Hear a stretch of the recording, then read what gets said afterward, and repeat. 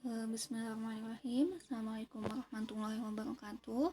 Perkenalkan, saya Mia Rosmiati dari Prodi Perbankan Syariah, kelas karyawan semester 2 di Universitas Al-Ihya Kuningan. Di sini, saya akan sedikit menjelaskan mengenai kajian dari Dr. Aisyah Dahlan yang berjudul Apa ya Bakatku. Dalam Al-Quran Surat Al-Isra ayat 84, katakanlah Muhammad, setiap orang berbuat sesuai dengan pembawaannya masing-masing, maka Tuhanmu lebih mengetahui siapa yang lebih benar jalannya. Allah juga menjelaskan bahwa setiap orang memiliki watak dan bakat sejak lahir. Watak tidak bisa diubah tapi bisa diukir. Bakat adalah karunia Allah dan sudah ada sejak kita berada di dalam rahim ibu. Jadi bakat itu udah ditentukan sama Allah Subhanahu wa taala dan pastinya itu berbeda-beda setiap orangnya. Seperti itu ya. Otak itu dibagi menjadi dua, yaitu ada otak kiri dan otak kanan. Tentunya otak kiri itu berada di sebelah kiri dan otak kanan itu berada di sebelah kanan. Ada juga otak depan itu namanya frontalis, dalam bahasa latinnya frontalis atau frontal lobe, dan ada juga otak yang berada di tengah di ubun-ubun itu bisa dicek sendiri ya. Itu nama latinnya itu lobus parietal atau parietal lobe. Nah, itu tuh fungsinya untuk neuron-neuron yang berisi watak dan bakat. Jadi bakat dan watak itu kumpulannya itu ada di sebelah yang orange itu. Oke, lanjut. Apa sih bakat itu? Nah, bakat adalah kemampuan bawaan yang merupakan potensi yang masih perlu dikembangkan atau dilatih untuk mencapai suatu kecakapan dan keterampilan khusus. Bahkan bukan sekedar hanya hobi yang kita lakukan saat ini, tetapi juga menentukan arah pada kesenangan yang kita kerjakan. Seringkali diistilahkan sebagai passion. Manusia memiliki 8 bakat, namun neuron saraf bakat tidak semuanya dominan. Misalnya ada seseorang yang bakatnya itu passion. Passion aku itu apa sih? Nah, dia itu lebih senangnya itu di passion. Nah, berarti bakat juga di fashion dan melakukan pekerjaan itu tidak secara terpaksa tapi lebih ke bahagia atau kepuasan batinnya itu dapat. Nah, kayak gitu. Dan manusia memiliki 8 bakat, namun neuron saraf bakat tidak semuanya dominan. Jadi misalkan ada yang dominannya itu di memasak, nah berarti dia jagonya memasak. Kalau misalkan ada yang menanam bunga, nah berarti dia pandainya di menanam bunga. Jadi gak semua orang itu perfect sampai 8 semuanya bisa kayak gitu. Semua orang itu pasti punya bakat dan bakatnya itu pasti berbeda-beda. Ada yang 8, ada yang 2 gitu. Dan kecerdasan nomor 8 itu bisa di-upgrade.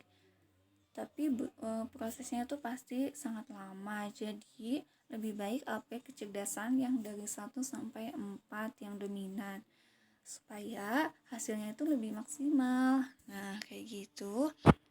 Bakat baru muncul atau teraktualisasi bila ada kesempatan untuk berkembang atau dikembangkan. Nah, makanya ada juga istilah tentang bakatnya terpendam. Nah, berarti itu gak ada kesempatan untuk berkembang dan dikembangkan. Kecerdasan manusia menurut Howard Gardner itu itu ada 7 ya. Ada kecerdasan visual spasial, kecerdasan kinestik, kecerdasan logis matematis, kecerdasan naturalis, kecerdasan linguistik, kecerdasan interpersonal, kecerdasan intrapersonal.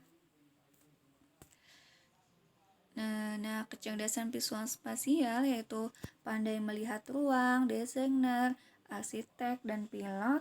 Kecerdasan kinestik yaitu senang olahraga. Kecerdasan logis matematis yaitu senang matematika, akuntan, banker.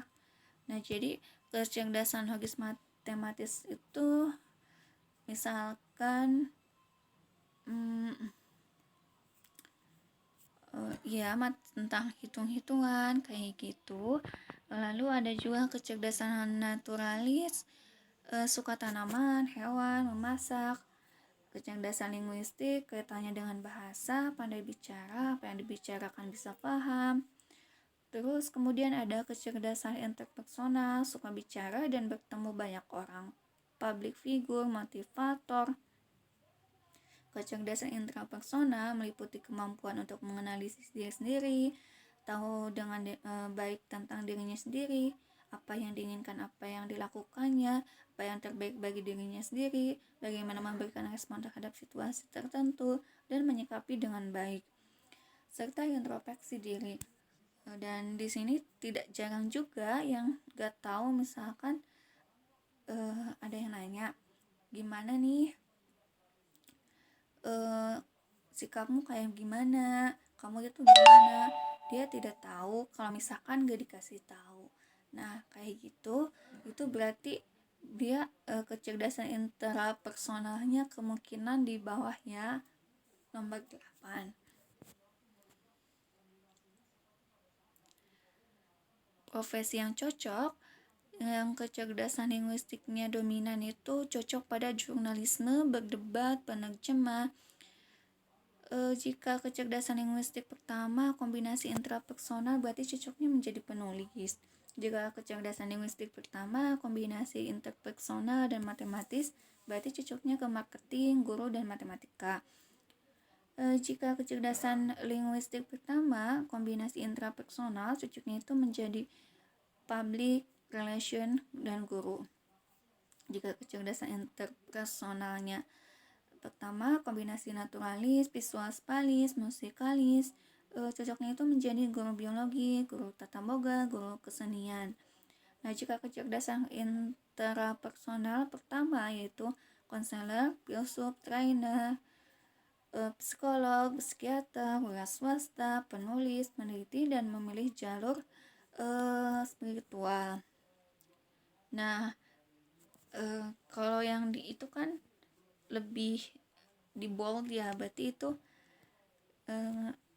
kecerdasan aku itu intrapersonal pertama, konselor, filsuf, trainer, psikolog, psikiater, wira swasta, penulis, peneliti, atau memilih jalur spiritual. Oke, lanjut. Profesi yang cocok juga jika kecerdasan linguistik pertama kombinasi matematis berarti itu cocoknya menjadi peneliti. Jika kecerdasan interpersonal pertama yaitu cocoknya menjadi trainer, konselor, manajemen, marketing, politisi, pekerja sosial, aktor, terapis. Jika kecerdasan musikalis pertama yaitu cocoknya menjadi penyanyi, pemain musik. Dan jika kecerdasan visual spasial pertama cocoknya menjadi arsitek, desainer, penjahit. Jika kecerdasan naturalisnya pertama cocoknya menjadi guru biologi, ekologi, kimia, peternak, petani. Oke, sekian dari saya. Mohon maaf apabila banyak kekurangan. Wabillahi taufiq wal hidayah. Wassalamualaikum warahmatullahi wabarakatuh.